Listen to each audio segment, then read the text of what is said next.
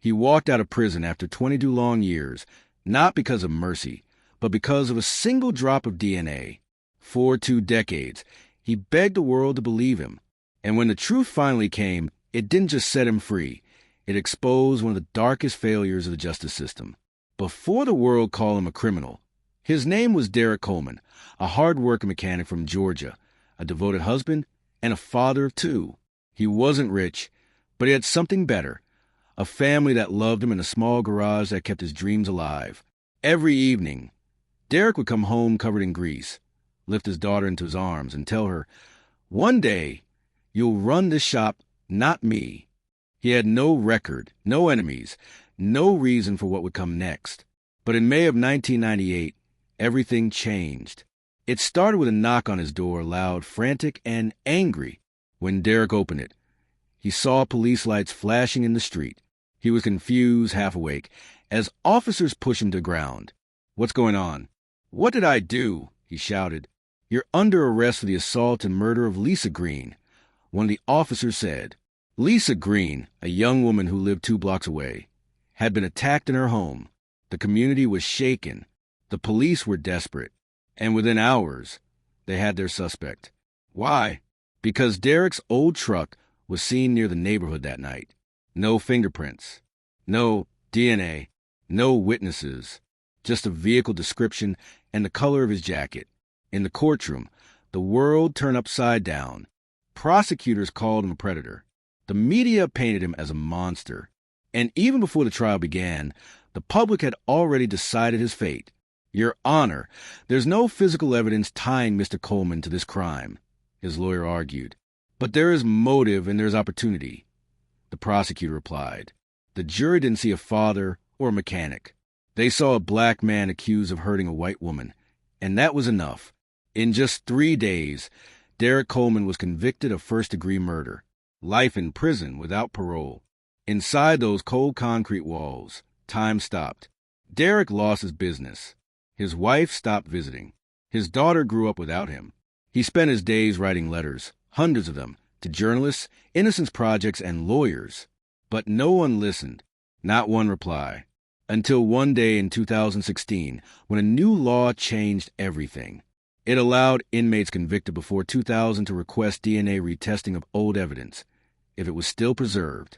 And deep inside a dusty evidence locker, one sealed envelope still remained, a single blood-stained piece of cloth from the crime scene. That's when Sarah Mitchell, a 24-year-old law student from Atlanta working at a nonprofit for wrongful convictions, found Derek's file. Something about it didn't make sense. The timeline, the missing witness, the lack of DNA. She visited him in prison. "Mr. Coleman, if you're innocent, I'll prove it. I've been waiting 22 years for someone to believe that," he said through tears. Sarah filed for DNA retesting. The sample was sent to the state lab. For weeks, Derek could barely sleep. He had been denied hope so many times. He didn't know if he could take another heartbreak. Then came the results. The DNA from the crime scene didn't match Derek Coleman. It belonged to another man, Raymond Pierce, a known repeat offender who had been arrested in 2005 for a similar attack just miles away. For 22 years, the truth sat in a box, untested.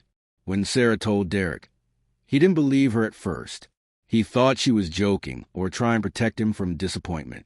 But it was real. The same system that took his life was now forced to admit it was wrong. Freedom, however, didn't come overnight. The prosecution resisted.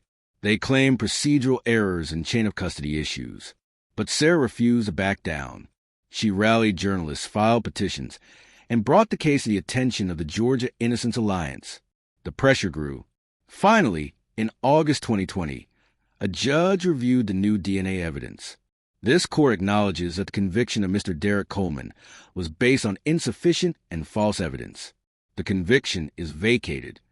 And just like that, the iron doors that had defined his life for 22 years opened. He stepped into the sunlight, trembling, blinking, and crying. Outside, the world had changed.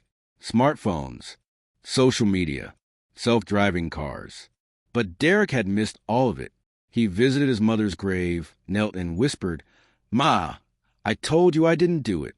He met his daughter, now 28, for the first time as a free man. They hugged for a long time. Neither could speak. He didn't ask for revenge. He didn't sue the state. All he wanted was a chance to live the life that was stolen from him. Derek Coleman now works as a mentor for young men leaving prison. He tells them, "You may lose years, but never lose faith." The DNA that freed him also exposed a detective who had hidden reports and misled the jury. That detective was quietly dismissed. But for Derek, justice isn't about punishment anymore. It's about truth. How many others are still waiting for that one test, that one drop of truth, to set them free? Below is an ebook that talked about trauma and how to heal while getting justice. Subscribe to this channel for similar stories. Like, share, and drop your thoughts on this story.